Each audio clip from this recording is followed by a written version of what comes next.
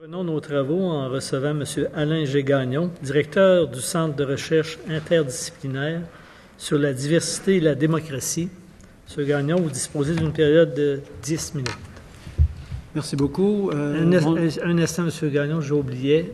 J'ai besoin du consentement pour excéder l'horaire qui était supposé terminer à 17h45. Consentement par tous, ça va? Allez-y, M. Gagnon. Merci beaucoup, Monsieur le Président Picard. Madame la ministre Veil, Messieurs, Mesdames, membres de la Commission, c'est un plaisir naturellement de me retrouver devant vous aujourd'hui. Et je vais intervenir par ailleurs à titre personnel, puisque même si je suis directeur du Centre de recherche sur la diversité et la démocratie et du groupe de recherche sur les sociétés plurinationales, c'est à mon titre, c'est en tant qu'individu que je me présente devant vous aujourd'hui. Je pense que nous sommes dans un moment clé pour penser à la fois l'intégration, on en a parlé tout à l'heure avec M. Makakoto, parler de diversité, parler d'inclusion. Je pense que c'est tout à fait fondamental de réfléchir à ces grands enjeux-là. Je pense être assez bien placé pour discuter de ces rapports à mains égards parce que je m'intéresse beaucoup à la question de la diversité à la fois entre les nations, entre les communautés de différents types, des communautés culturelles ou les groupes majoritaires, les groupes minoritaires, les régions. Je viens du Bas-Saint-Laurent-Gaspésie, donc j'ai une sensibilité aux régions et la façon dont les immigrants s'installent en région et comment ils s'adaptent très bien en région, sauf que les supports sont peut-être pas encore suffisants. J'ai lu avec beaucoup d'intérêt le cahier de consultation. J'ai constaté que le cahier reprenait et étoffait des propositions de la ministre Courcy, à l'époque, avait avancées dans le projet de loi 71, en particulier les éléments qui traitent au marché du travail, le soutien apporté à la francisation. J'ai aussi noté que plusieurs des recommandations que mes collègues Micheline Milot, Leslie Seidel, qui est venu devant votre groupe, devant votre commission la semaine dernière, et mon collègue François Boucher, qui est aujourd'hui à l'Université de Montréal, ont été aussi reprises de façon très utile et très marquée. Donc, ce document-là, il est disponible en ligne, il est sur le site du Midi. Alors, pour ceux qui voudraient le consulter, avoir une meilleure idée de ce qu'il en retourne, je pense que ce serait très important de le faire éventuellement. Ça a été déposé le 23 octobre dernier et on y pense la diversité, on y pense le pluralisme, on y pense l'intégration. Alors aujourd'hui, je ne peux pas faire tout le tour de ce document sur lequel mes collègues et moi, nous nous sommes entendus. Je vais par ailleurs mettre l'accent sur 3 éléments qui me sont, à moi, très importants si on veut penser la diversité et le pluralisme au Québec. Je les évoque rapidement. Premièrement, pour moi, il importe de doter le Québec d'une politique officielle prônant l'interculturalisme, dans le but de fournir aux Québécois et aux Québécoises un repère solide et durable favorisant le vivre ensemble. Donc, l'autre jour, j'écoutais M. Makakoto, il nous a parlé d'une citoyenneté authentiquement québécoise. Bon, à travers l'interculturalisme, je pense que nous aurions accès à cette citoyenneté authentiquement québécoise. Deuxièmement, il faut raviver auprès des Québécois et des Québécoises le lien de confiance qui m'a semblé être fragilisé au cours de la dernière décennie. Troisièmement, il faut que le gouvernement favorise la participation de tous les citoyens et facilite le rapprochement intercommunautaire dans le but de faire advenir ici une société encore plus accueillante et surtout plus solidaire. Dans la conjoncture actuelle où il est beaucoup question d'austérité selon les uns et de rigueur budgétaire selon les autres, il faudra éviter de fragiliser les programmes d'insertion sur le marché du travail, de même que les programmes de francisation des nouvelles cohortes de Québécois et de Québécoises. Je reviendrai sûrement à la période de questions. Premier élément, donc, j'essaie de prendre mes points les uns après les autres, les 3 principaux points, puis je vais voir ce que je peux développer dans les 10 minutes qui m'ont été allouées. Donc, doter le Québec d'une politique officielle misant sur l'interculturalisme, à la fois comme outil de solidarité et d'édification nationale. Ici, le Québec et le Canada ont en partage le principe du pluralisme, qui s'exprime d'abord du côté juridique avec la cohabitation de la tradition civiliste et de la common law, mais aussi depuis quelques années avec la prise en compte des droits coutumiers autochtones par nos cours de justice. Donc le pluralisme, c'est très étendu, il faut donc en prendre conscience et l'insérer dans nos politiques publiques. Ce pluralisme se manifeste aussi au chapitre des idéologies, on en a la preuve autour de cette table, et des projets politiques qui se font concurrence. En outre, ce pluralisme s'exprime au niveau sociétal, en partie grâce à la cohabitation de nombreuses collectivités qui sont venues se greffer à la société québécoise à la faveur de diverses vagues d'immigration. Eu égard au pluralisme identitaire, il existe au Québec un inconfort certain avec la politique canadienne du multiculturalisme adoptée par Pierre Trudeau à l'automne 1971. Cette politique, on le sait, est en porte-à-faux avec les recommandations de la commission Laurendeau-Dunton sur le bilinguisme et le biculturalisme, en ce que le multiculturalisme canadien cherche à dissocier la langue de la culture. L'ancien premier ministre Robert Bourassa, peut-être, quant à moi, le premier porteur du projet interculturaliste. Pour le Québec, il avait souligné dans une lettre envoyée le 11 novembre 1971 à son homologue fédéral que la langue et la culture font partie d'un tout. Dans cette missive, l'ancien premier ministre du Québec indique son étonnement face au fait, je cite, que le document déposé à la Chambre des communes dissocie la culture de la langue. C'est là une assertion qui me paraît discutable pour fonder une politique. Et il précise plus loin dans sa lettre que la notion de multiculturalisme paraît difficilement compatible avec la réalité québécoise où il y a une présence dominante d'une population de langue et de culture française, en plus d'une minorité importante de langue et de culture anglaise, ainsi que de nombreuses minorités d'autres langues et d'autres cultures. Ce texte pose, selon moi, les premiers jalons d'une politique favorisant l'interculturalisme pour le Québec. Viendront subséquemment se greffer deux énoncés de politique majeure, respectivement sous le gouvernement de René Lévesque, autant de façons d'être québécois en 81, où il était beaucoup question de convergence culturelle, et en 90, sous le gouvernement de Robert Bourassa, au Québec pour vivre ensemble, où on parlait surtout d'interaction intercommunautaire. Et pour moi, c'est le document essentiel aujourd'hui, celui qui n'a pas encore été dépassé et qu'il nous faut collectivement trouver le moyen de surpasser. Ces deux énoncés ont contribué à enraciner les grands principes sous-tendant l'interculturalisme québécois.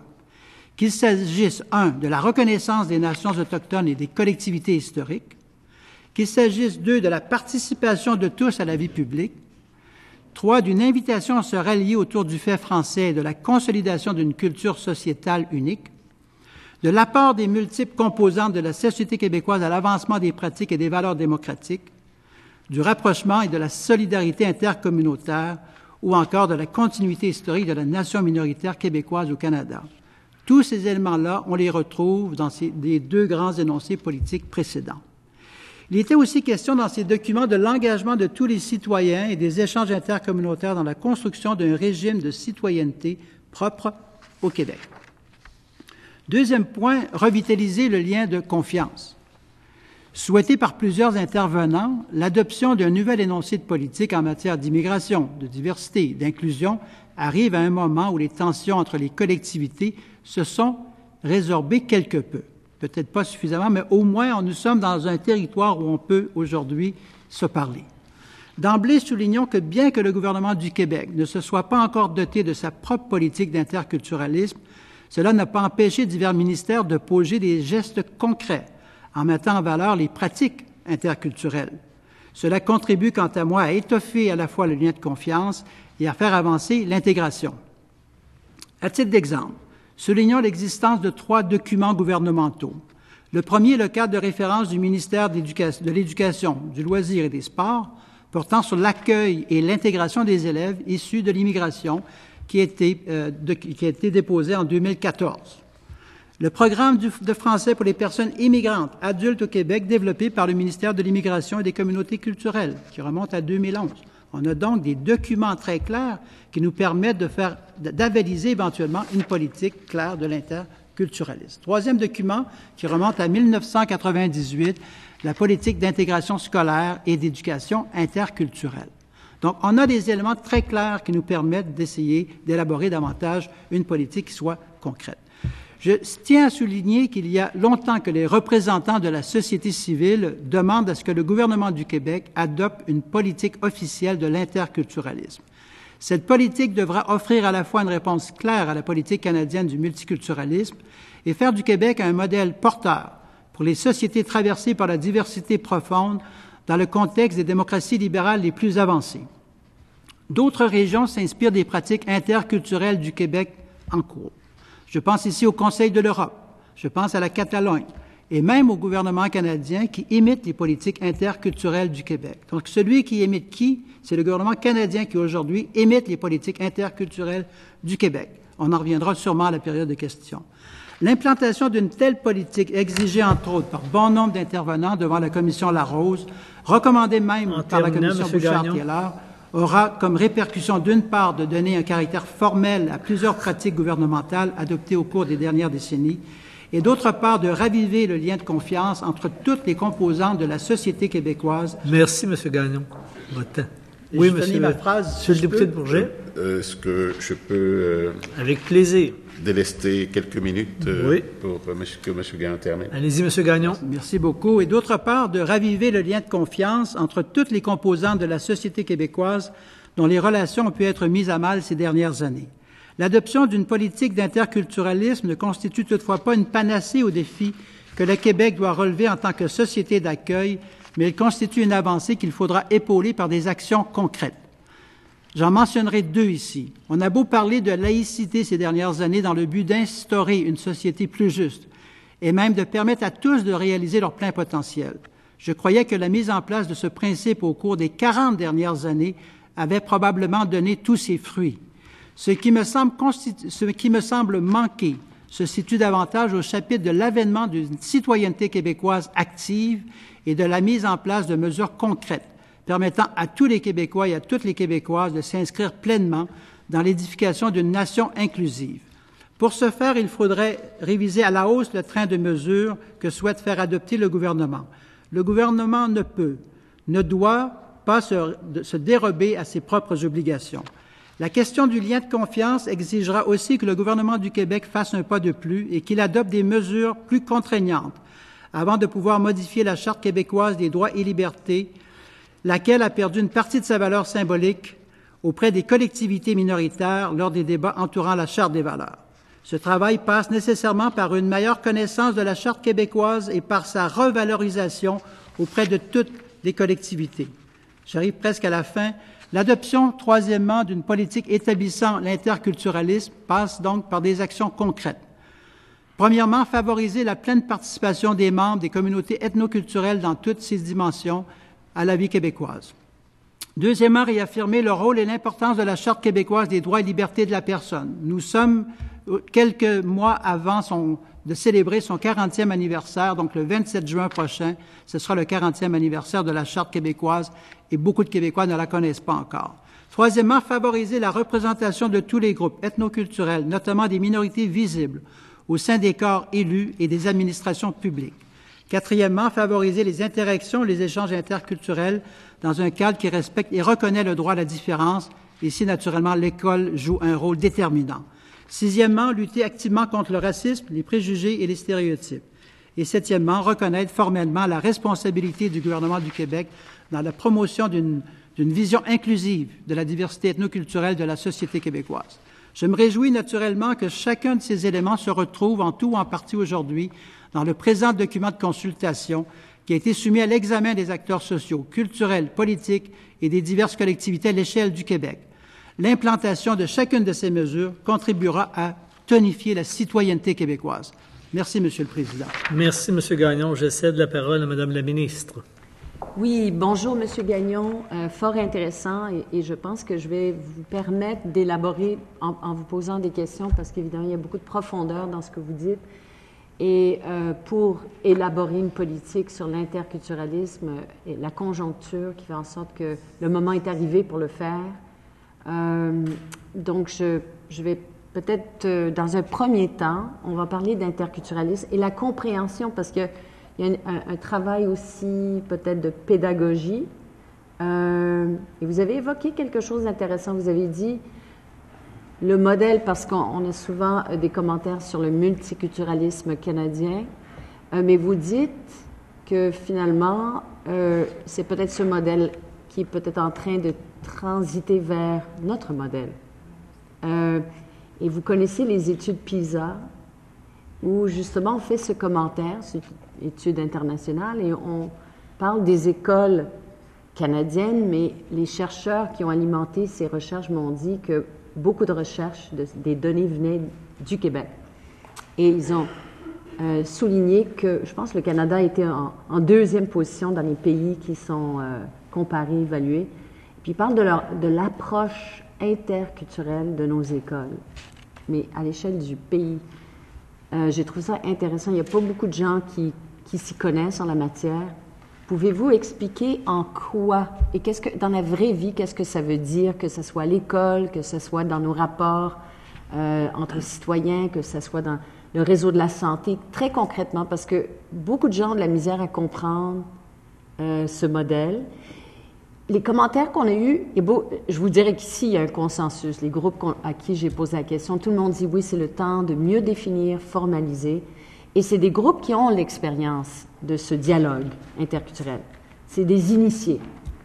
Mais pour que tous les Québécois puissent s'approprier ce modèle, et il y a aussi la question de la langue qui semble être beaucoup au cœur peut-être des origines de ce modèle, qui se devait peut-être d'être plus proactif pour engager l'autre dans une relation de confiance. C'est l'occasion peut-être de vous entendre, parce qu'on n'a pas eu beaucoup de personnes qui connaissent d'un point de vue plus intellectuel, académique. Je vous laisse aller. Merci beaucoup, Madame la ministre. Naturellement, quand on évoque au Québec la notion de multiculturalisme, ça pose habituellement un problème. On pense beaucoup à la juxtaposition des groupes, la non-convergence, les aspects moins communautaires. Or, la position québécoise, je pense, et la plupart des partis politiques ont adhéré à ce projet-là. C'est le projet à la fois du fait français comme un fait qui soit le fait prédominant au Québec. Par ailleurs, il faut constater que l'anglais est là, qu'il y a une communauté historique d'anglo-québécois, et il faut composer avec cette minorité-là d'une façon la plus constructive possible. Nous sommes le pendant l'un de l'autre d'une certaine façon. Cette dynamique-là, elle est essentielle à entretenir de façon très respectueuse. Maintenant, dans le projet interculturel, naturellement, j'ai mentionné le fait français, il est un fait essentiel, un fait prédominant. Il y a aussi le fait que on se retrouve dans l'idée où il doit y avoir une obligation de participation de la part de tous les citoyens. Donc, l'interculturalisme c'est très exigeant comme formule. On oblige moralement l'ensemble des gens qui vivent sur le territoire québécois, peu importe sa langue, sa culture, son origine, à prendre part au débat public, à devenir un plein citoyen. Donc, on est ici dans la citoyenneté active. Et ça, c'est exigeant. Et ça invite à la fois la lutte contre toute forme, tout stéréotype, toute lutte. Il faut lutter contre tous les stéréotypes qui peuvent exister. Donc, il y a une obligation d'être drôlement actif au sein de cette société. Il y a aussi, à l'intérieur du projet interculturel, je dirais qu'il y a la préséance des droits communautaires sur les droits individuels. Non pas qu'on néglige les droits individuels, mais il y a une préséance des droits communautaires sur les droits individuels. Alors que dans le multiculturalisme à la canadienne, c'est le contraire. Ce sont les droits individuels, quoi qu'il arrive. Et la diversité, on pense la diversité, mais plus sur une base privée. Donc, la place du multiculturel, c'est une place qu'on va réserver au privé, et dans le vécu de tous les jours, je dois avouer que le multiculturalisme n'est pas si présent que ça. Alors que dans le projet interculturel québécois, il y a la place des droits communautaires, comment on pourrait appeler ça, un contexte de choix qu'on doit alimenter. Donc, les gens qui viennent s'installer au Québec, il y a une raison pourquoi ils viennent s'installer au Québec. À la fois, il y a une communauté historique québécoise francophone, il y a une communauté historique anglo-québécoise. Donc, il y a des gens qui viennent ici pour ces deux raisons-là. Il y a des gens qui viennent ici aussi pour regroupement ou réunification des familles. Donc, ces éléments-là, c'est des éléments qui sont essentiels à l'avenir du Québec. Donc, à la fois ces réunifications familiales, la continuité de la communauté historique anglo-québécoise, la continuité de la communauté historique québécoise francophone, ce sont des raisons qui peuvent porter le projet interculturel. Donc, tout le monde n'est pas d'accord avec la politique de l'interculturalisme. Il y a des collègues à l'UQAM, par exemple, ou à l'Université de Montréal, qui, pour eux, voient l'interculturalisme et le multiculturalisme comme étant du pareil au même. Et pour moi, c'est pas du tout du pareil au même. Il y a vraiment une différence qui est fondamentale dans l'échange intercommunautaire, dans l'accueil de l'autre, la place pour l'hospitalité, une philosophie de l'hospitalité, s'assurer que celui ou celle qui vient s'installer au Québec, il trouve une terre d'accueil où on pourra le ou la recevoir de façon très généreuse aussi. Et il y a une dimension qui nous échappe, mais qui ne porte pas sur l'interculturalisme, mais qui porte plus sur l'immigration. Le fait que nous choisissions les éléments les plus intéressants de d'autres pays, les gens les mieux formés, les plus instruits, pour s'enrichir, effectivement. Je pense que là, on a un problème moral, mais qui n'a pas encore été abordé devant cette commission. Comment faire pour compenser les sociétés, la société maghrébine, par exemple, à partir de laquelle nous nous alimentons abondamment? Comment se fait-il que nous ne faisons pas beaucoup en retour? Il devrait y avoir des compensations à ces pays à partir desquels nous allons enrichir nos propres communautés. Donc, là-dessus, il y a une question, je pense, morale qui est drôlement importante. Alors, un modèle québécois qui est drôlement porteur, comme je le disais tout à l'heure, les Canadiens s'en sont servis beaucoup de ce modèle québécois. Au Canada anglais, on parle beaucoup du citizen engagement. Donc, mais ça, ce citizen engagement, c'est la politique interculturelle québécoise. Alors qu'on ne nous fasse pas à croire aujourd'hui que le multiculturalisme et l'interculturalisme, c'est la même chose. C'est-à-dire que les Canadiens, à Ottawa en particulier, ont décidé de prendre notre modèle et d'essayer de nous enlever un élément qui nous différenciait, se l'ont approprié, et aujourd'hui, ils le présentent comme étant le modèle par excellence au Canada. Or, c'est le modèle québécois. C'est le même phénomène avec les garderies, si on veut. On veut aujourd'hui reprendre le modèle des garderies à l'extérieur du Québec. Parfait.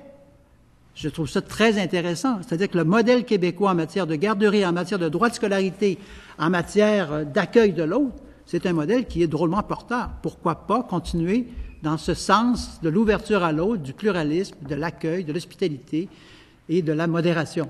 Je pense que c'est là-dessus qu'on peut faire des progrès extraordinairement importants.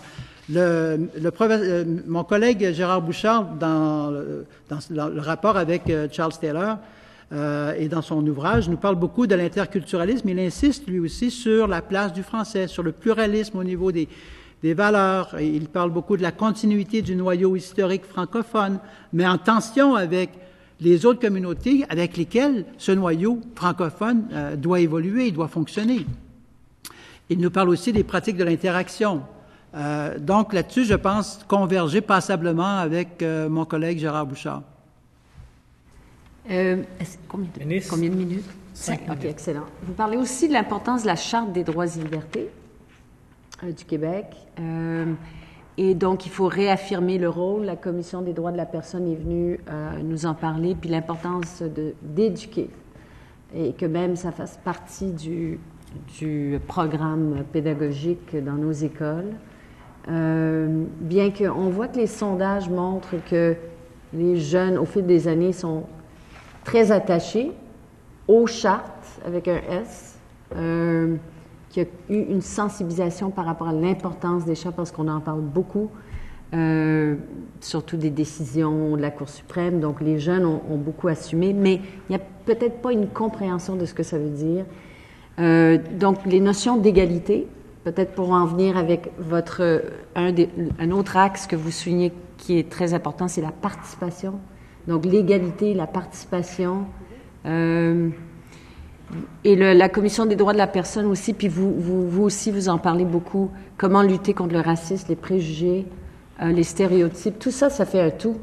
Donc, qui va exiger des actions gouvernementales, mais vous dites en partenariat aussi avec d'autres acteurs de la société. Donc, qui sont ces autres acteurs? Pouvez-vous nous parler, donc, l'importance, le rôle de la Commission des droits de la personne aussi, comme un acteur important dans la société, la Charte, pour nous amener vers cette société inclusive, où tout le monde a une obligation, mais l'État aussi, évidemment. Est-ce que je vais répondre à tous les éléments de votre question? Je vais faire de mon mieux. L'axe, finalement, du document. Ouais. C'est-à-dire que nous avons essentiellement deux chartes. La Charte canadienne des droits et libertés et la Charte québécoise des droits et libertés de la personne. La Charte canadienne, pour un ensemble de raisons, elle semble faire l'unanimité. La Charte québécoise, un peu moins. Et c'est là-dessus qu'il faut travailler aujourd'hui. Je pense qu'aujourd'hui, il faut travailler, rendre la Charte québécoise des droits et libertés de la personne comme étant le repère, la référence de la construction d'une citoyenneté québécoise. C'est une loi organique, mais qu'on ne peut pas changer comme on voudrait. C'est-à-dire, l'image qu'on en a eue, entre autres, pendant le débat sur la Charte des valeurs, a conduit surtout les membres des groupes minoritaires au Québec, qu'on doit défendre, quoi qu'il arrive, a conduit plusieurs de ces personnes à s'inquiéter, à dire, voici, si on devait modifier la Charte parce que nous avons une position majoritaire à l'Assemblée nationale, les groupes minoritaires, ça les inquiète d'entendre ces types de propos-là. Je pense que là-dessus, il faudrait que l'Assemblée nationale s'entende pour dire que ça a été négocié, ça doit être négocié, et on ne peut pas jouer avec cette charte. Elle doit être la référence par excellence pour tous les citoyens qui s'installent et qui vivent au Québec. Et c'est peut-être là où la Charte canadienne s'en tire mieux. Et lorsqu'on a évoqué l'idée que peut-être qu'on va trouver une façon de contourner la Charte, mais là, ça a eu une conséquence importante. Et moi, je pense que là-dessus, probablement que tous les députés seraient d'accord pour dire que si on devait toucher à la Charte, on pourrait le faire, mais il faudrait qu'on ait une super majorité, non pas simplement que le parti gouvernemental, mais aussi la première et la deuxième opposition, pour parler dans les termes qu'on utilise à cette Chambre aujourd'hui. Donc, il faut trouver une autre façon de penser, je pense, notre rapport à l'autre, mais s'assurer que les lois organiques sont les nôtres. Et parmi ces lois organiques-là, il y a la Charte de la langue française, qui est une loi organique majeure, qui fait partie d'une constitution québécoise dans le sens britannique de la chose, donc une charte non écrite, mais des lois organiques qui sont significatives, une charte des droits et libertés de la personne, qui est le premier élément. Le deuxième élément étant la Charte de la langue française. Ça, ce sont des éléments, ce sont des piliers extraordinairement importants à partir duquel on peut construire cette citoyenneté québécoise ou ce régime de citoyenneté au Québec. Pour le reste, c'est sûr que, chacun va essayer d'imaginer sa façon de penser le pluralisme, mais je pense que nous devons le penser de façon très généreuse et toujours en essayant de protéger les minoritaires, les communautés les plus faibles. Alors, au sein de la Fédération canadienne, il y a des groupes qui sont plus forts que d'autres. Assez rapidement, on va constater que les nations autochtones sont probablement les groupes les plus faibles. Donc, on a une obligation morale de défendre ces groupes-là. Au Québec, probablement aussi, ce sont les nations autochtones qui sont les groupes les plus faibles. Donc, il faut protéger, défendre et trouver des façons de raviver notre rapport à l'autre. Merci, M. Gagnon. Je cède la parole à M. le député de Bourget pour 6 minutes 30 secondes. Merci, M. le Président. M. Gagnon, bonjour. Merci d'être là. Merci pour votre contribution. J'irai d'emblée à la question qui me titille depuis le début de votre exposé. Si nous étions un régime républicain, la question de la diversité, de la pluralité se gérerait comment, à la lumière de ce qui se passe ailleurs à travers le monde? Bon, d'abord, nous ne sommes pas une république. Si, Et, hypothèse. je dirais, c'est-à-dire, moi, je suis pas très républicain. Presque heureusement que ce n'est pas une république. Il y a des traditions britanniques pour lesquelles, moi, j'ai beaucoup d'estime. Et qui nous permettent d'avoir ce type de délibération, qui s'appuie sur une constitution qui est en évolution, non écrite, qu'on doit renégocier dans l'idée de l'interculturalisme sur une base quotidienne, et qui s'appuie sur des facteurs majeurs, qui s'appuie sur 3 grands principes, qui s'appuie sur la continuité historique. Je pense que c'est le principe le plus important du constitutionnalisme, qui s'appuie sur la réciprocité. Donc, notre rapport à l'autre, notre rapport aux autres communautés, notre rapport aux autres citoyens, notre rapport homme-femme, ce sont tous des rapports qui s'appuient sur cet héritage que nous avons du constitutionnalisme. Et le troisième, c'est la question du consentement. Dans quelle mesure sommes-nous, comme communauté, comme individus, consentants à transformer le rapport, les rapports de force, les rapports de pouvoir? Comment on peut renégocier les choses de façon correcte? Donc, à travers le républicanisme, pour revenir à votre question, je ne pense pas, malheureusement, je regarde la France aujourd'hui, et hier, et la semaine dernière, et je ne vois pas la solution en France. Cette République, quant à moi, elle a déçu beaucoup.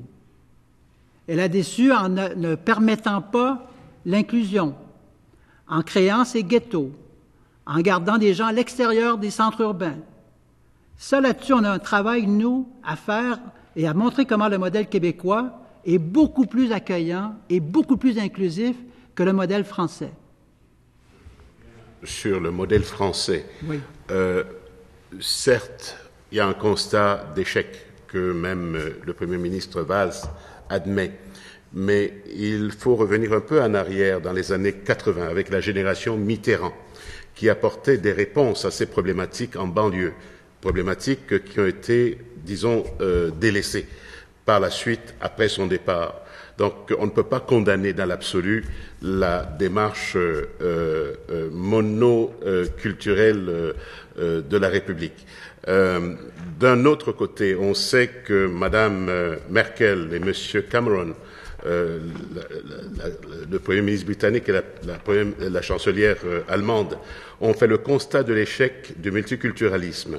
Ce qui nous amène, nous, à notre propre laboratoire, l'interculturalisme, qui n'a jamais été défini de façon tangible, de façon spécifique, dans les détails. On défend sans arrêt notre héritage collectif au plan des valeurs. On dit oui, à condition qu'on respecte les valeurs. Oui, en condition qu'on... Mais parallèlement à cela, nous sommes en compétition avec le modèle multiculturaliste canadien. Quand bien même il aurait des tendances à s'inspirer d'une autre, qui, encore une fois, demeure très abstrait. Et d'ailleurs, je me demande les raisons pour lesquelles cette assertion est défendue, comme quoi le multiculturalisme canadien s'inspire de l'interculturalisme québécois, qui est mal défini, on le reconnaît dans le document de consultation. Cela dit, nous sommes dans un laboratoire. Et ce laboratoire, est-ce que dans la définition des travaux qui doivent y avoir lieu, nous ne devons pas ouvrir davantage le débat que nous avons ici aujourd'hui, au lieu de le tenir à l'intérieur de 2 semaines? Est-ce que ça ne doit pas être un débat que la population tout entière doit s'approprier, parce qu'il est quand même ici question de l'avenir d'une nation? Je suis le premier à être d'accord avec vous pour dire que le Québec constitue une nation qu'on souhaite la plus inclusive possible. Je suis d'accord avec vous pour dire que le fait français au Québec doit avoir préséance et doit donner des orientations dans le vivre ensemble. Je suis d'accord pour dire que nous devons nous faire les défenseurs de la diversité et du pluralisme. Nous vivons dans des sociétés démocratiques et pluralistes. Lorsque M. Cameron et Mme Merkel remettent en question le multiculturalisme, ce qu'ils remettent en question, c'est le phénomène de ghettoisation. Le projet interculturel n'est pas un projet de ghettoisation. Le projet interculturel, c'est l'invitation à prendre part à et à devenir pleinement citoyen.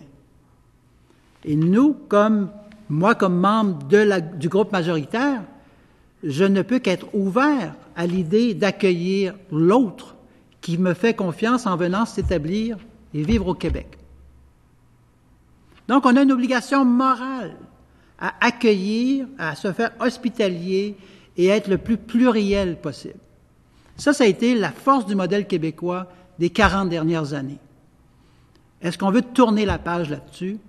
Est-ce que le Québec de René Lévesque, ouvert, pluriel, déterminé à ce rapprochement interculturel, est-ce qu'on va abandonner ça pour dire que le multiculturalisme, c'est un échec? On n'est pas dans le multiculturalisme ici. On est dans l'interculturalisme, dans cette convergence intercommunautaire avec le fait français comme étant l'élément de ralliement.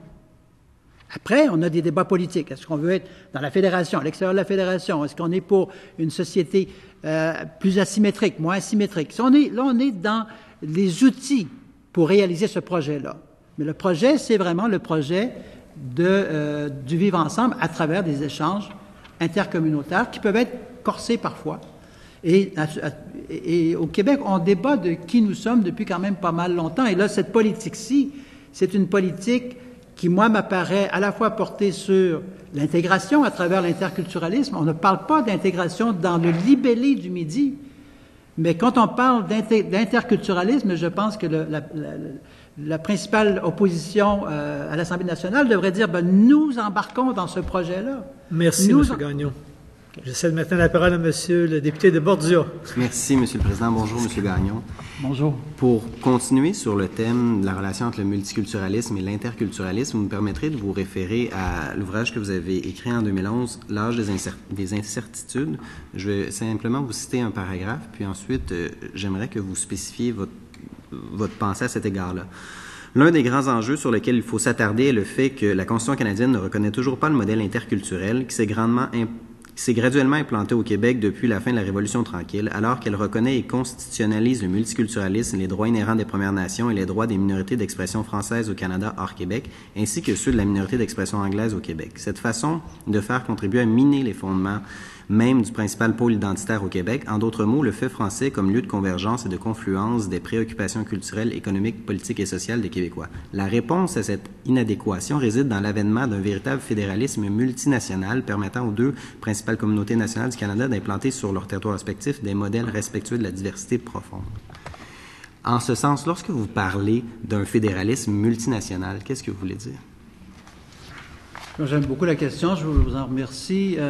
Naturellement, ce modèle multinational, donc, qui s'appuie à la fois sur l'existence au Québec de nations historiques, donc des nations autochtones, d'une minorité nationale historique, les Anglo-Québécois, et de la communauté nationale québécoise. Donc, on a ici plusieurs nations, mais il y a une nation qui est une nation québécoise qui fait la fusion de l'ensemble de ces éléments-là. Alors, à l'échelle du Canada, pour moi, je vois la nation acadienne, la nation québécoise, la nation canadienne-anglaise comme étant, et les nations autochtones comme étant des nations qui doivent avoir voix au chapitre. Maintenant, il faut trouver des accommodements les plus raisonnables possibles. Et ça se fait au niveau des enjeux, des débats qu'on a. Il y a des gens ici à l'Assemblée nationale, par exemple, qui suggèrent, qui proposent, qui défendent depuis 40 ans maintenant le droit du Québec de faire sécession et de s'émanciper. Donc, il y a un projet là, et ce sont des projets démocratiques. Alors, pour moi, la vision que j'ai de la Fédération canadienne, si elle doit pleinement donner sa mesure, elle devra se faire de plus en plus multinationale pour reconnaître la nation québécoise dans sa diversité. Pas dans ce qu'elle a d'unique et d'ethnocentrique, si on veut, mais ce qu'elle a de pluriel. Donc, le pluralisme que je vois dans la nation canadienne, la multination canadienne, je le vois aussi à l'échelle de la nation québécoise. Donc, il n'y a pas de compromis facile là-dedans. C'est-à-dire que ce projet-là aussi, je l'imagine, j'ai écrit beaucoup pour les collègues en Espagne, leur proposant une fédération multinationale pour l'Espagne qui s'appuierait sur les nations historiques. Même chose. Et là, on sait qu'il y a un rapport de force qui existe entre les Castillans et les Galiciens et les Basques et les Catalans. Donc, cette fédération multinationale, elle est essentielle aussi dans le cas de l'Espagne. Elle est essentielle dans le cas du Royaume-Uni. Au Royaume-Uni, eux, ils y adhèrent. On constate la présence d'une nation écossaise, on constate la présence d'une nation galloise. Bon, mais nous, au Canada, on est encore un petit peu froid par rapport à ça. Et pour moi, le projet doit être un projet, si on veut continuer de vivre ensemble dans le long terme de façon très correcte et respectueuse dans toute la dignité possible, il faut se déplacer vers la multination. Et bon, on peut poursuivre si vous voulez. Oui, mais peut-être sur un autre registre, vous avez abordé la question de la Constitution québécoise, au sens britannique du terme, donc, qui, en quelque sorte, est une fiction, en ce sens où c'est pas un document écrit papier, comme au sens de la Constitution canadienne. Est-ce que ce que vous proposez, notamment, vous dites, bon, la Constitution québécoise est composée, entre autres choses, de la Charte de la langue française, est composée de la Charte des droits et libertés de la personne québécoise. Est-ce que vous proposez à l'État québécois d'adopter une véritable Constitution par le biais d'un document écrit avec ses lois fondatrices, un peu à l'image de ce que l'ancien député de Mercier avait proposé, Daniel Turp, il y a quelques années? Il y a quelques années, j'aurais dit oui à ce projet d'avoir une constitution écrite, entérinée, validée. Mais je dois avouer que les dernières années m'ont suggéré davantage d'aller de garder cette constitution non écrite, où on a plutôt une citoyenneté québécoise active. Parce que le jour où on a des chartes, le jour où on a des constitutions, on a l'impression d'être super bien protégé. Et là, on se désengage de la vie publique. On se désengage des vrais débats de société. Or, pour moi, la Constitution, elle doit nous permettre de nous faire avancer et de nous forcer dans le rapport à l'autre. Et pour qu'il y ait un rapport à l'autre, il faut que l'autre s'implique, s'engage, se commette. Donc, je suis beaucoup plus à l'aise avec une Constitution non écrite qui s'appuie sur des lois organiques. Alors, les lois organiques, on les connaît, la Charte québécoise des droits et libertés de la personne, on peut penser à la Charte de la langue française, ce sont des lois organiques qui sont essentielles. Je sais que le temps s'écoule assez rapidement, alors je vais en profiter je veux passer devant cette commission et indiquer qu'il serait extraordinairement important aussi, au-delà du débat qu'on a présentement, si on avait assez d'imagination pour reconduire les chaires de recherche du Québec sur la diversité, sur la démocratie, sur l'inclusion, sur la démographie, la solidarité, les droits de la personne, les droits humains, l'interculturalisme, les Premières Nations, si on pouvait créer des chaires de recherche du Québec. On a contourné récemment les fameuses chaires de recherche qui devaient porter sur l'identité. Profitons maintenant de cette commission, essayons de mobiliser des ressources pour créer 15 chaires de recherche sur les enjeux qui sous-tendent la politique que nous sommes en train d'essayer d'élaborer collectivement. Et je pense que ces enjeux-là, dont la démographie, on en a parlé plus tôt aujourd'hui, la citoyenneté, on pouvait arrêter ces 10 enjeux-là et on serait d'autant mieux bien équipés pour débattre et de faire venir des gens de l'international pour discuter collectivement de nos enjeux de société et d'être un modèle à nouveau au niveau international. Merci, M. Gagnon. Ça met fin à nos travaux. La Commission ajourne ses travaux au mardi 3 février 2015 à 9h30 à la salle Louis-Polyte Lafontaine afin de poursuivre son mandat.